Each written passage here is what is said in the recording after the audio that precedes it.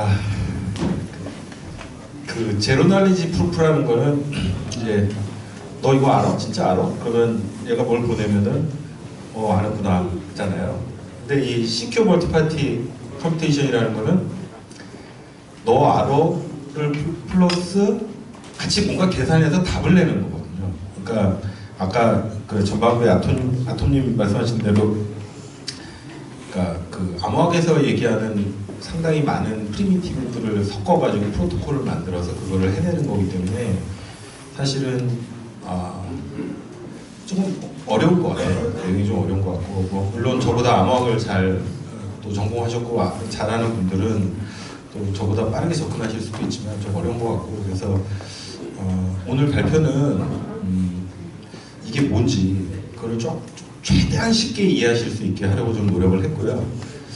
근데 이제 그래도 중간에 좀 수식은 나와요. 근데 수식은 나오는데 이게 산수기 때문에 당황하지 마시고 보시면 좋을 것 같습니다.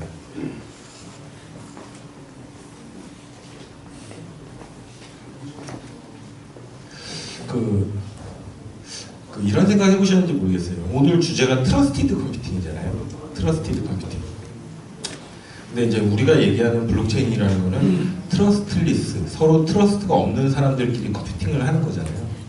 근데 갑자기 이제 트러스티드 컴퓨팅이라는 단어가 나왔단 말이에요. 그러니까 이 트러스티드를 딱 보는 순간 이게 좀 이상하다 이거죠. 파티들 간에 그럼 트러스트가 있는 거야.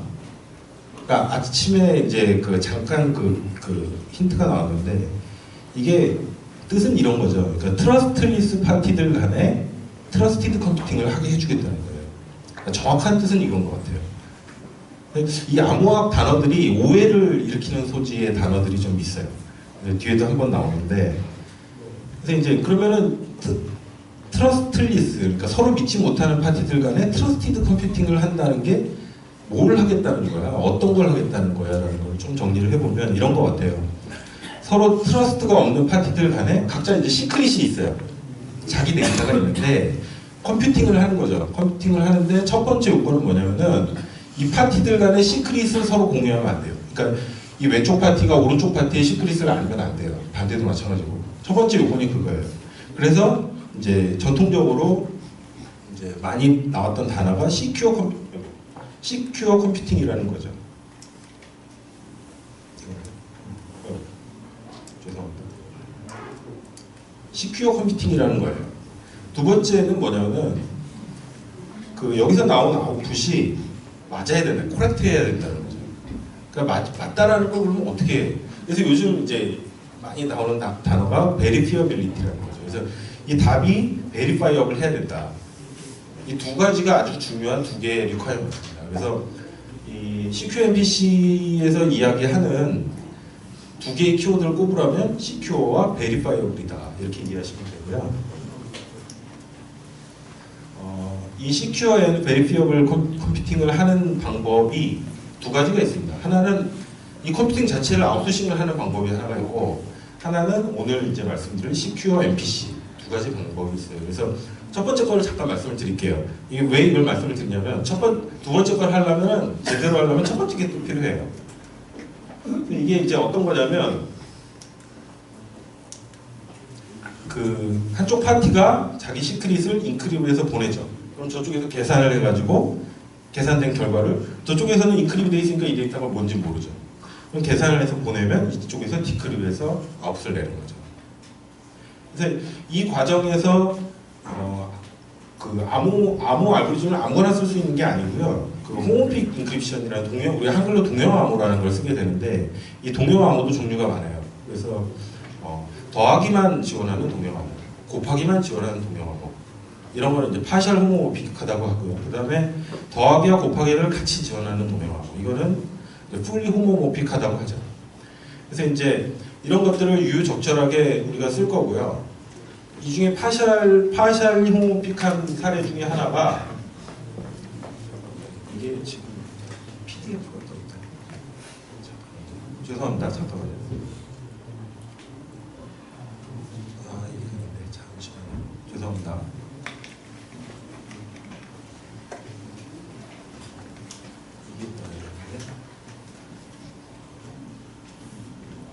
이게 한 번에 보여드리면 복잡해서 이 중에 이제 그 저희가 CQMPC 할 때 가장 많이 쓰는 홈오픽 알고리즘이 페일리어라는 거예요.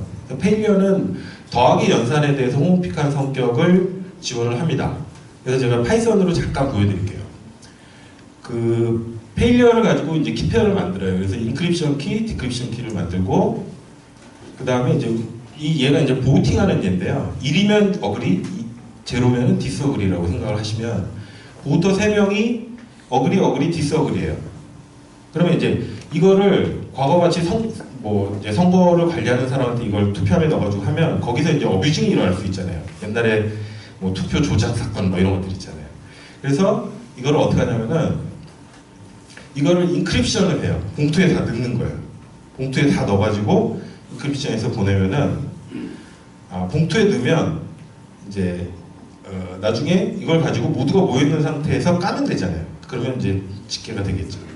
근데 이 페일리어의 특징 중에 하나가 어떤 게 있냐면 이 원 데이터가 숫자가 같아도 인크립션을 한 그 결과 사이퍼 텍스트죠. 사이퍼 텍스트의 결과가 달라요. 그래서 예를 들어 어떤 독재자가 이렇게 인크립션된 사이퍼 텍스트를 보고 너는 다 1이란 말이지 이렇게 할 수가 없어요. 근데 이거를 가지고 나온 인크립션 데이터를 그냥 무대포로 더해요. 인크립션 데이터를 무대포로 더한 다음에 디크립하면은 그 결과가 나오게 되는 거죠. 그래서 이제 보팅할 때 우리가 이제 텍스트북에서 가장 예로 그 홈오픽에서 나오는 얘가 이 보팅 사례. 그래서 제가 잠깐 보여드렸고요. 저거를 그대로 구현한 거죠. 이거를 이제 우리가 CQMPC 할 때 또 씁니다. 그래서 CQMPC의 내용을 잠깐 말씀을 드리면 CQMPC는 사실 아까 오전에 말씀해 주신 대로 나온 지 거의 40년 됐어요. 40년 됐고 그 야오라는 분이 이제 지금 이제 중국에 가서 교수생활을 하시는 분이 있는데 82년에 내놓은 문제가 이거예요. 2명의 밀리어네어가 있는데 누가 더 재산이 많은지를 한번 대보고 싶은 거예요. 근데 재산을 이렇게 꺼내서 보여주긴 또 싫어. 그러니까 근데 누가 더 많지? 이건 또 알아야겠고. 이때 문제를 어떻게 풀까에 대한 문제예요. 근데 이제 쉬운 방법 중에 하나는 트러스트 서드 파티가 있으면 트러스티드 서드 파티가 있으면 그 사람한테 자기 재산을 이제 알려주면 이 사람이 앨리스가 더 많어 하고 얘기해 줄 수 있을 거 아니에요. 근데 걔도 못 믿겠다는 거예요. 그러니까 여기서 핵심은 뭐냐면은 우리 둘 서로도 못 믿겠다. 근데 서드 파티도 못 믿겠어. 이거죠. 이게 굉장히 중요한 키워드죠. 그리고 근데 어떤 식으로든 우리 둘이 같이 계산을 해가지고 답을 내보자. 이때 이제 얘네 둘이 계산하는 펑션은 이 불리함수죠. 앨리스가 밥보다 많니? 그래서 true면은 얘가 더 부자고 false면 같거나 제가 더 부자겠죠. 근데 이 문제를 딱 내놨어요. 그래서 이 문제를 가지고 여러 가지 프로토콜도 나오고 뭐 이런 것들이 이제 학술적으로 10년 동안 계속 발전을 한 거죠. 그러다가 2004년, 5년부터 이제 어플리케이션들이 나오기 시작했어요. 그때도 프랙티컬하지는 않았고 그 다음에 이제 비약적으로 발전을 하게 되는 거죠. 이 CQMPC라는 거에 대해서 사실 오늘 오신 분들이 제가 여기 CQMPC라는 개념이 이겁니다. 그래서 이건 이렇게 쓴 거예요. 하면은 원하시는 걸 못 얻으실 것 같아가지고 제가 고민을 좀 하다가 요걸 약간 더 딥다이브를 했어요. 그래서 내용을 좀 보여드릴 텐데 그걸 하기 위해서 제가 정리한 구조를 잠깐 말씀드리겠습니다. 앨리스하고 밥하고 캐롤이 각자 시크릿을 가지고 있어요. 그러니까 SA, SB, SC 이렇게 가지고 있는데 이걸 가지고 조인트로 어떤 함수를 실행을 하고 싶은 거예요. 함수를 실행을 하면 아웃풋이 나오는 거죠. 근데 이때 키 리ኳ이먼트가 아까 말씀드린 그거예요. 프라이버시 프리저빙, 시큐어 컴퓨팅 해야 된다는 거죠. 그러니까 어떤 계산을 하는 과정에서 앨리스의 시크릿을 밥이나 캐롤이 알면 안 되고 밥의 시크릿을 앨리스나 캐롤이 알면 안 된다는 거죠. 두 번째는 답이 맞아야 된다는 거예요. 그래서 이거를 구성하는 데 있어서 이제 저희가 이제 MPC 안에 들어가는 수많은 그 알고리즘 중에 핵심적인 게 뭐냐라는 걸 가지고 제가 좀 뽑아봤는데 첫 번째는 시크릿 쉐어링이라는 개념입니다. 이게 단어가 좀 이상한 건데 이건 제가 좀 이따 설명을 드릴 거고 그다음 이 함수를 계산을 할 때 요 전에 그 온더에서 발표하시면서 그 아리스메틱 서킷이라는 얘기를 했잖아요. 그걸 구성하는 게 더하기하고 곱하기잖아요. 그래서 얘네 셋이서 더하기를 할 수 있고 곱하기를 할 수 있으면 이거를 쫙 엮어가지고 이 F라는 함수를 구성할 수 있는 거다라는 거죠.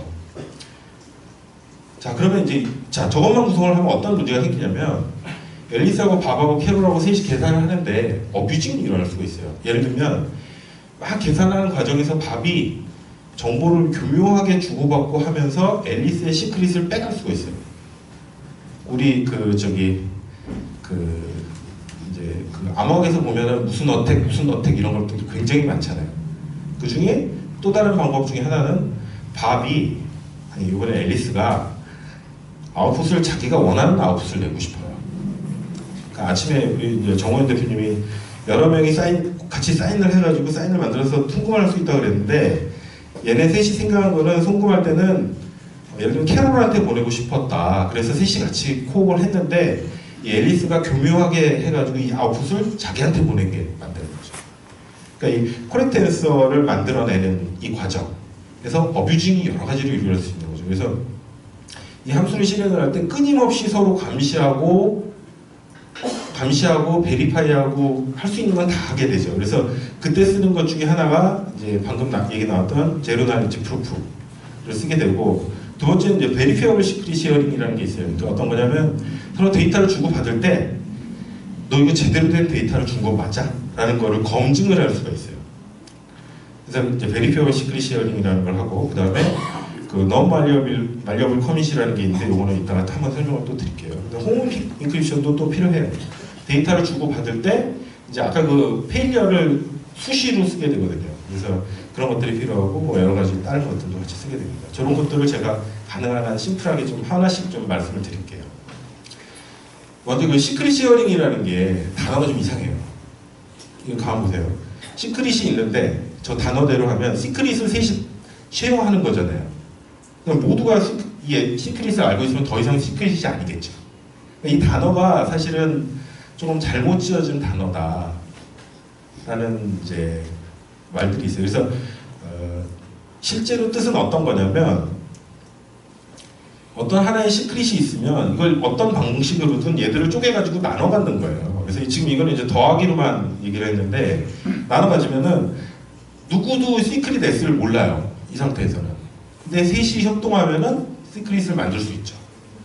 이게 시크릿 쉐어링이에요. 그러니까 시크릿의 파트를 나눠 갖는다라고 생각을 하시면 되고요. 근데 여기에 또 이제 문제가 있죠. 만약에 밥이 저 시크릿을 자기가 외우고 있었는데 이걸 잊어먹었어요. 혹은 밥이 시크릿을 노트에 적어놨는데 이걸 잃어버렸어요. 그러면은 저 시크릿은 영원히 복구가 안 돼요. 저게 예를 들면은 1000억이 들어가 있는, 1000억의 비트코인이 들어가 있는 주소다, 저게. 시크릿 키다. 그럼 1000억이 날아가는 거예요. 이게 굉장히 사실은 위험한 거죠. 그래서 이제 나온 개념이 뭐냐면 TNN 시크릿 쉐어링. 그러니까 N보다 작은 T. 이게 무슨 뜻이냐면은 N명 중에 T명이 있으면은 저 S가 복구가 된다는 거예요. 그래서 2 of 3면은 밥이 예를 들어가지고 삐져가지고 나 안 할래 하고 없어져도 앨리스하고 캐롤이 프라이빗 키를 만들 수 있는 거죠. 그러니까 이 개념을 이제 처음 내놓은 사람이 이제 샤밀이라는 사람인데, 샤밀이가 누구냐면 이게 이제 RSA예요. 그러니까 여러분들 잘 아시는 RSA를 만든 세 사람인데 그 중에 샤밀이라는 사람이 나옵니다. 이 샤밀이가 이 전체 프로토콜을 보면 굉장히 여러 번 출연해요. 이것뿐만이 아니라 이제 아까 제로 달리지에서 그 넌 인터랙티브 얘기 나왔잖아요. 그 넌 인터랙티브라는 그 스킨 자체의 틀을 만든 게 또 휘아 샤밀이라는 사람들이에요. 그래서 이 사람이 굉장히 중요한 역할을 한다는 거고, 어떤 식으로 하냐면 직선을 하나 찍 긋는데 Y축에 만나는 점을 시크릿으로 하는 거예요. 예를 들면 우리 시크릿이 3이야. 그러면 3을 지나는 직선을 긋는데 이 직선의 기울기는 랜덤하게 짓는 거죠. 그리고 이 1, 2, 3에 있는 이 좌표값 있잖아요. 2라고 뭐 1이면 4가 되겠죠. 뭐 이런 식으로 좌표값 자체를 각자 시크릿으로 잡는 거죠. 그러면은 여러분들 그 2차 평면에서 점이 하나 있어요. 그럼 그 점을 지나는 직선이 무한대로 많겠죠. 근데 2차 평면에 직점이 2개가 있어요. 그럼 직선이 하나겠죠. 2개가 될 수가 없잖아요. 그러니까 이 3명 중에 2명만 모이면 직선을 그을 수가 있고 직선을 그을 수가 있으면 y축하고 만나는 시크릿을 찾을 수 있죠. 이게 2 오브 3를 이렇게 하고 만약에 4 오브 5다 그러면 4면은 3차 곡선을 그려요. 그러니까 이런 식으로 이제 만드는 거를 처음에 이제 제안을 한 게 샤밀이고 그래서 이거를 그 다음부터 샤밀의 시크릿 시어링이라고 우리가 얘기를 합니다. 그 다음에 이제 더하기. 더하기는 아까 보팅 했으니까 또 보팅 예를 한번 들어볼게요. 1은 어그리, 0은 디스어그리예요. 그러니까 우리가 지금 여기 하고 싶은 게 뭐냐면 secure and verifiable 보팅을 하고 싶은 거예요. 그러면은 밥 앨리스가 어그리하고 캐롤은 디스어그리 한다. 그럼 이거는 이제 근데 제가 좀 빨갛게 써놓은 게 그냥 이거는 제가 그냥 오늘 이제 미덕에서 이해하시라고 말씀드린 거지 이걸 실제 개발하실 때 이렇게 하면 안 됩니다. 이렇게 하면 안 되고 그냥 컨셉을 이해하시라고 해놓은 거예요. 나중에 또 뭐 털린 다음에 저한테 와서 그러시면 경찰에 고발한다든가 페이스북에 욕을 올린다든가 절대 이러시면 안 돼요. 대신 컨셉을 이해하셔야 되니까. 근데 이것도 굉장히 유명한 사람들이 만든 알고리즘이에요. 어떻게 하냐면 각각 이거를 3개의 랜덤 넘버로 쪼개요. 쪼개는데 이 3개를 합치면 얘가 되게 각자 이렇게 쪼개요. 그럼 서로가 이 다른 3개의 숫자를 모르겠죠. 이거를 시어링을 하는데 어떻게 하냐면은 이제 밥이 1번이니까 나 빼고 2, 3번 보내고 얘는 2번이니까 1, 3번 보내고 얘는 3번이니까 1, 2번 보내요. 똑같은 식으로 이렇게 공유를 해요. 안 먹네. 네. 이게 똑같이 공유를 해요. 그리고 각자 이걸 이렇게 더해요. 눈치 빠른 분들은 아시겠지만 숫자 같잖아요. 그러니까 이 둘 중에 하나, 둘 중에 하나, 둘 중에 하나를 더하면 이 9개의 합이고 그러면은 모든 결과의 합이 나오는 거죠. 그래서 이걸 어떻게 하냐면은 이걸 이제 브로드캐스팅 한다고 그래가지고 자기 답을 다 모두에게 그냥 오픈해버리는 거예요. 오픈하면 이 다음에 어떻게 하냐면 베리파이를 하는 거죠. 그래서 얘랑 같아, 얘랑 같아, 얘랑 같아를 각자 3번씩 베리파이를 해요. 그러면은 예를 들면 캐롤이 사기를 쳤다. 바로 나오죠. 숫자가 이상해. 그러면 스탑을 시켜버리거나 아니면 캐롤을 신고하는 거죠. 또 그런 메커니즘이 있어요. 그리고 이걸 합치면 답이 나오는 거죠. 이게 이제 더하기의 기본적인 스켈레톤이에요. 그 다음에 이제 곱하기. 곱하기에는 이제 우리가 보통 좀 재밌는 예가 있는데 데이팅을 하는 거예요. 그래서 밥하고 앨리스하고 지금 그냥 서로 약간 뭐 자주 만나는데 밥이 앨리스한테 고백을 하고 싶은 거예요. 근데 내가 고백을 했는데 저 여자가 난 너 관심 없어 이러면 소위 말하면은 창피하잖아요. 그러니까 근데 앨리스도 그런 상황이 같은 거죠. 그래서 서로가 뭐 나뭇잎 뜯고 있는 거예요. 좋아해 안 좋아해 뭐 이러다가 방법이 없을까? 서로가 서로한테 좀 창피하지 않으면서 둘이 마음이 맞으면 만날 수 있는 방법이 없을까? 라는 건데 1이면 관심 있는 거고 0이면 관심 없는 거예요. 그래서 두 개를 곱하면 둘 다 관심 있으면 1이 나올 거고 둘 중에 하나라도 관심 없으면 0이 나올 거 아니에요. 그러니까 이 숫자를 서로에게 오픈 안 하면서 곱하면 되잖아요. 그러니까 이게 기본 로직이에요. 그래서 잠깐 보여드리면 이때는 이제 캐롤이 필요해요. 근데 캐롤이 어뷰징을 할 수는 없어요. 똑같이 쪼개요. 1을 쪼개고 1을 쪼개고 똑같이 나눠가져요.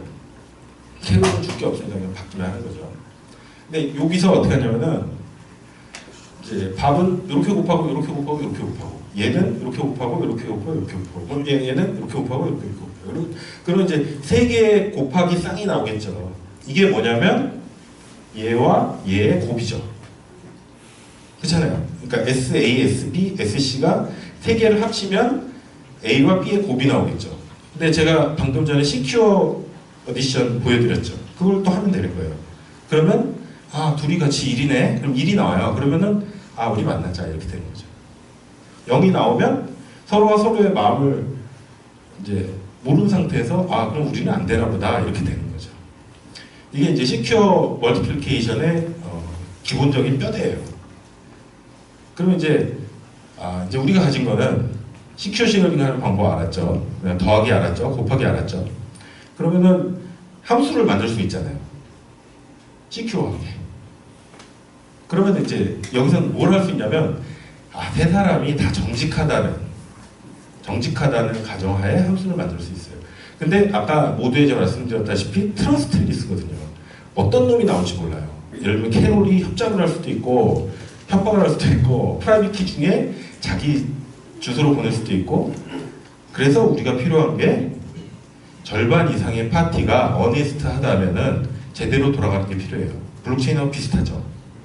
그래서 절반 이상의 사람, 근데 이게 경우에 따라서는 3분의 1로 이렇게 좀 될 때도 있고 좀 약간 베리에이션이 있긴 한데, 그럼 이 사람들이 절반 이상이 어네스트하고 3명 중에 1명이 사기꾼이어도 돌아가게 하려면 중간에 제가 말씀드린 대로 서로 끊임없이 의심하고 베리파이하고 물어보고 해야 되는 거죠. 그래서 들어가는 게 제로 날리지 프로토콜, 프루프, 베리피어블 시크릿 시어링, 논 말리어블, 홈오피 이런 게 다 들어가는 거예요. 그러니까 그 프로토콜의 중간중간에 계속 들어가는 거죠. 그래서 제로 날리지 프루프 같은 경우도 여기에는 한 2가지 정도 알고리즘이 쓰이는데, 3가지가 많이 쓰이는데, 뭐 GK 진학 같은 걸 쓰면 좋긴 한데, 그걸 쓰면 이제 퍼포먼스가 어떻게 될지 몰라서 일반적으로는 아까 말씀드리는 피아샤미르의 넌 인터랙티브 스킴을 적용해서 제로 날리지 프루프를 많이 적용을 합니다. 저희도 그렇게 했고요. 다른 거는 다 아실 텐데, 이제 논 말리어블 커밋은 뭐냐면은, 예를 들면 이제 이걸 제가 경매에 붙였어요. 그래서 여기 두 분이 이걸 사고 싶어요. 근데 한 분이, 예를 들면 아톰님이 내가 저걸 꼭 사고 싶은데 뭐 물론 한 10억을 지르면 살 수 있겠죠. 경매를 하는데. 근데 10억까지는 아니잖아요. 그러니까 옆에 있는 사람보다 조금 높은 가격에 내가 사고 싶은 거예요. 그러면 우리 현실 세계에서는 자기 경매 숫자를 넣어가지고 봉투에 넣어가지고 경매인한테 주면, 그러면 예를 들면 저 다른 분이 저한테 이 봉투를 주면은 아톰님이 이걸 아무리 봐도 초능력이 있지 않은 한 이거보다 살짝 높은 숫자를 알 수가 없어요. 근데 디지털 세계에서는 그게 가능하다는 거죠.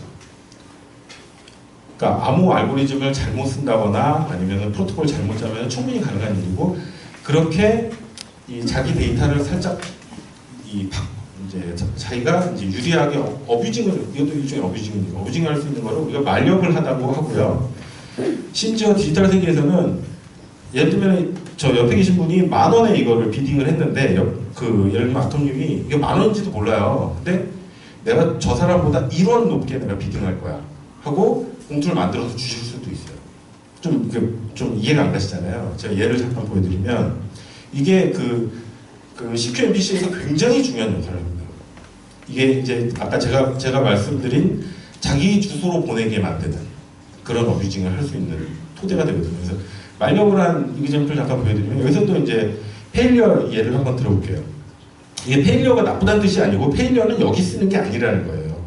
근데 페일리어를 이제 어떤 사람이 이제 책 보고 이거 아마 알고리즘이고 이걸 내가 이제 익숙해졌으니까 이걸 내가 경매에 써야겠다 하고 이제 썼다고 가정을 해보자고요. 그러면은 이제 비더 A가 10,000원을 비딩을 하고 인크립션에 봉투에 넣은 거죠. 봉투에 넣어서 냈어요. 근데 비더 B가 이걸 이렇게 본 거예요. 보고 어떤 짓을 했냐면, 나는 비더 A에 1 더한 봉투를 내는 거예요. 비더 A가 얼마를 비딩했는지도 몰라요.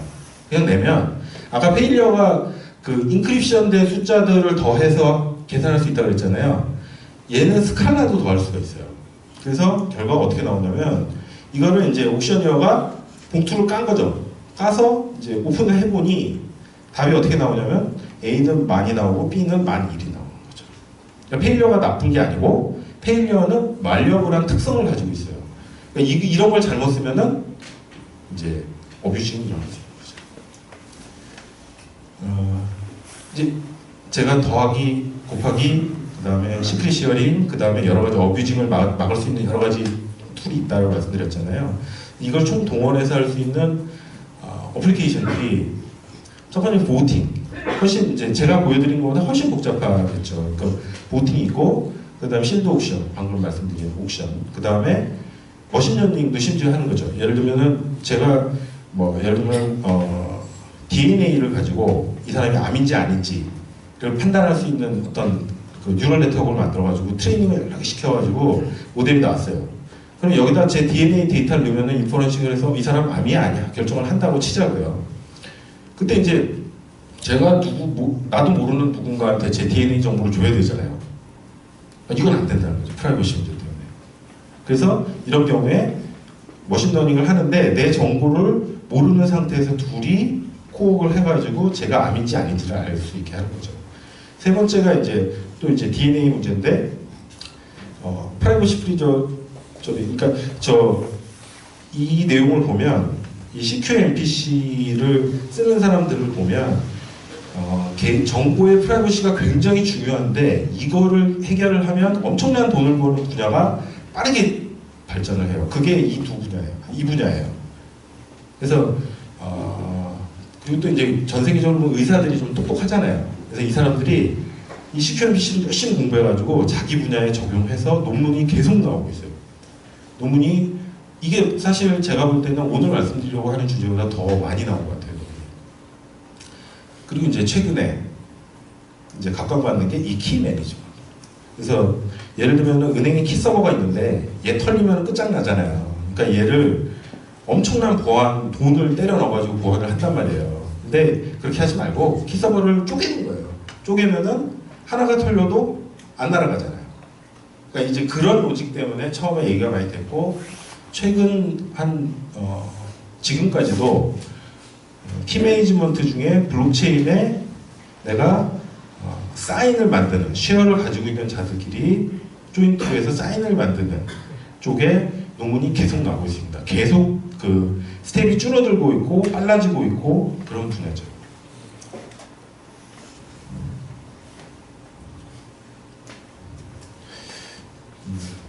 CQMPC는 제가 컴포넌트 다 설명드렸으니까 여기까지 하고요. 두 번째 주제가 이제 커스터디 비즈니스인데 제가 우리 회사에서 이거다라고 얘기를 하는데 아무도 감흥을 안 하는 거라서 갖고 와봤어요. 그 암호화폐를 여러분들 이제 다 가지게 됐다고 치자고요. 그러면 우리가 자유를 얻은 거잖아요. 은행, 정부, 아르헨티나에 있는 내 친구한테 돈을 수수료 한 푼도 안 내고 가스비만 내고 전달할 수 있고 우리가 프리덤을 얻은 거잖아요. 프리덤을 얻은 거예요. 근데 그 프리덤이 프리가 아니라는 거예요. 프리가 아니라는 거예요. 오전에 말씀해 주신 것처럼 뭐 잃어버릴 수도 있고 뭐 UX적인 관점도 있지만 사실은 큰 사고들이 많이 나죠. 분실, 도난, 사망이에요. 그리고 누구한테 맡겨도 얘가 도난당하면 또 내가 받을 수도 없어요. 특히 거래소 못 받잖아요. 판례 대법원 판례 났다면서요. 그 다음에 최근에 어떤 좀 어처구니 없는 사건이죠. 거래소 대표가 죽었는데 돈을 못 받아. 이런 일들이 일어나는 거죠. 내가 아무리 자유를 갈구한다고 해도 저 같으면 이런 일 한두 번 겪고 나면 암호화폐 다 팔아. 그리고 은행에 넣고 그냥 이렇게 살 것 같아요. 근데 이제 우리가 그럴 수는 없잖아요. 그래서 이제 저희가 생각할 때 지금 현재 암호화폐 산업에서 제일 중요한 게 뭐냐? 저희는 이거라고 봅니다. 크립토 커스토디 서비스인데 모두를 위한 서비스가 돼야 된다는 거죠. 모두를. 내가 암호화폐를 100만 원 가지고 있든 1000만 원 가지고 있든 5억을 가지고 있든 100억을 가지고 있든 모두가 이 서비스가 필요하다라는 생각을 했고 더블럭에서 그 커스터디란 뭘까 하면서 이제 세 가지 뭉텅이를 내놨어요. 하나가 거래소에 맡겨놓으면 어쩌면 제가 관리해 주니까 털리면 못 받잖아요. 그때 이걸 커스터디라고 할 수 없고 두 번째로 이제 셀프 커스터디 레저에 넣어놓고 이걸 커스터디했다. 좀 이거 웃기는 얘기죠. 저희가 볼 때 진정한 커스터디 서비스라고 그래도 할 만한 게 이 서드파티 커스터디예요. 그래서 뭐 빅고, 코인베이스, 뭐 피델리티, 킹덤 트러스트 얘네들이 하는 거죠. 근데 불행하게도 얘네들의 서비스는 기관을 위한 거예요. 그러니까 에브리원을 위한 게 아니에요.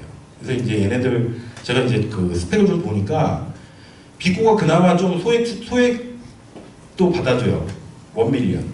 1밀리언이 미니멈이에요. 그리고 코인베이스는 10밀리언이에요. 미니멈이. 그리고 스타팅 피가 1억이에요. 그리고 월에 10bp니까 1년에 1.2%. 100억 맡기면 1억 2천씩 매년 내야 되는 거예요. 매년.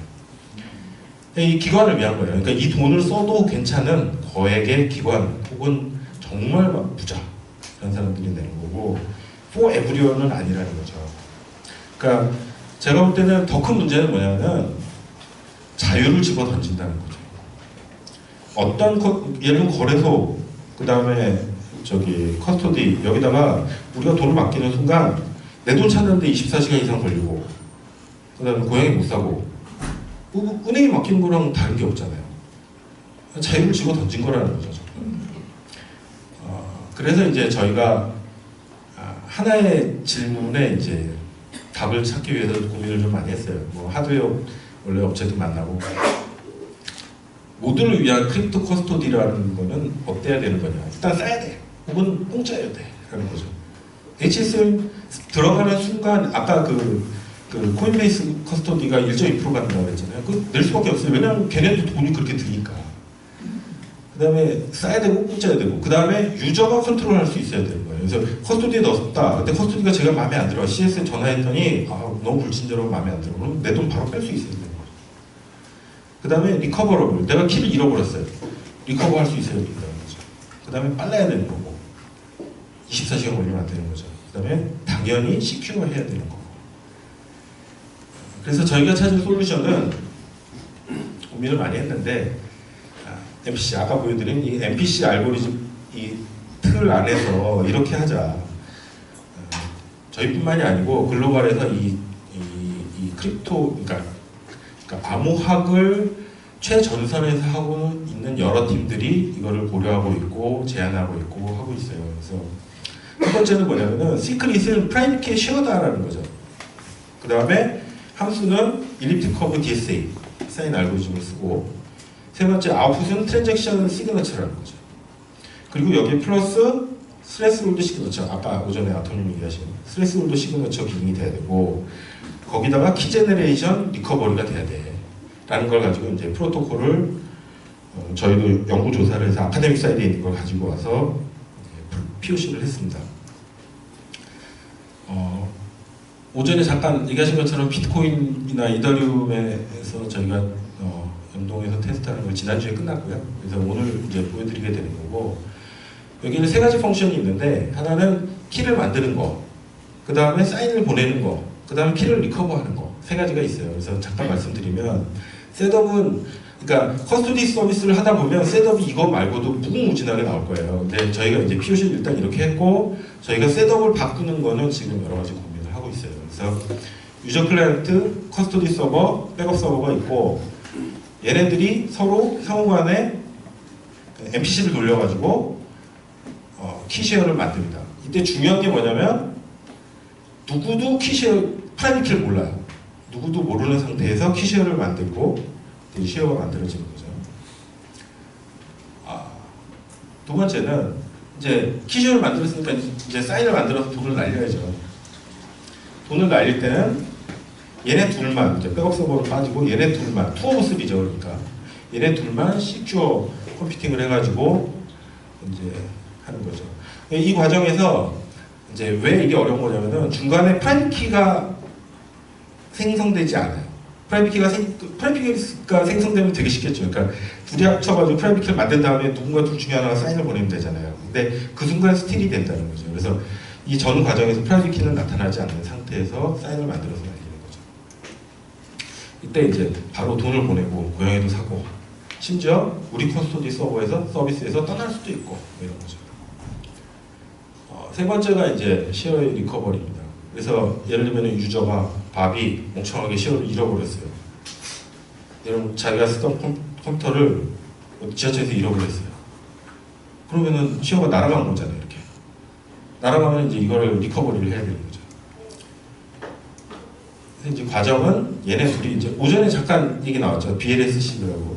BLS식을 가지고 둘이 동시에 얘한테 이제 사인을 하는 거죠. 그럼 얘는 얘네 둘이 둘 다 원한다고 그럼 해줄게 하면서 셋이서 다시 해서 키쉐어를 만드는데 이제 키쉐어가 만들어지는데 중요한 거는 이 쉐어가 다 바뀌지만 이 쉐어의 진짜 프라이빗 키는 기존하고 같아야 되는 거죠. 이게 달라지면 날아가는 거잖아요. 그래서 이 세 가지를 가지고 저희가 POC를 했고 이걸로 이제 MVP로 가기 위해서 지금 준비하고 있습니다. 이 마지막 작품인데 저희의 밸류 프로포지션은 이거예요. Freedom is almost free. 그래서 여러분들이 암호화폐를 쓰는 자유, 쓰는 데서 얻는 자유를 거의 완전 공짜는 안 되고 거의 공짜로 만들어드리는 게 저희 목표입니다. 물론 저희가 프로텍션 함으로써. 근데 이제 오늘 사실은 좀 욕심 부릴까 하다가 안 느끼는 했는데 말로 좀 말씀드리면 제가 오늘 충분히 설명을 못했겠지만 얘네들이 시큐어 컴퓨팅을 하면서 생기는 정보들, 그 다음에 이 안에 있는 암호학적인 키패드를 가지고 바로 저쪽으로 연결을 할 수가 있어요. 그래서 옥션이라든가 OTC라든가 여기에 바로 들어갈 수가 있어요. 그래서 이제 우리 사용자들이 저게 바로 이제 저 트랜잭션 하실 수 있게 지금 나와 있는 프로토콜을 연장하는 것을 지금 리서치하고 있습니다. 예, 제 발표는 여기까지 하겠습니다.